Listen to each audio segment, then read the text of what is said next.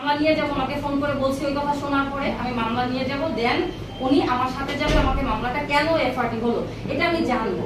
উনি আসার পরেই থেকে আমার বলতেছে আপনার মামলা অনেক কষ্ট করছে। আমি কিন্তু প্রতিনিয়ত খরচ পাঠিয়ে যাচ্ছি, ওনার কাছে আমি 3000 টাকা এমনিতে পাই, যেটা উনি কোর্টেই যায়। আচ্ছা, এটা তো মক্কেলের খরচ আছে, এটা পড়ে আমি তো আমার প্রমাণ আছে। তারপর কি করলেন সেটা বলেন, আপনি কি করছেন সেটা বলেন। তখন আমি ওনার সাথে একটু চিল্লাই কথা বলছি ওনার রুমে। এর মধ্যে এরা এসে আমার সাথে যে ব্যবহারটা করছে, আপনি এখানে চিল্লাতেছেন কেন, আপনি এখানে খারাপ ব্যবহার করতেছেন কেন, রীতিমতো আমার গায়ে হাত দিচ্ছে। ভিডিওটা দেখান, ভিডিওটা দেখান, আপনি যে ভিডিওটা করছেন ওটা দেখান। ওখানে আমি ফোন করছি, আমার অফিসে জানাইছি। উনি সাংবাদিক, ওনার কাছে একটা কার্ড আছে।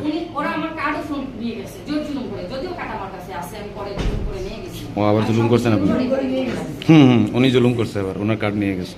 কার্ডটা সঠিক কিনা একটু যাচাই করুন।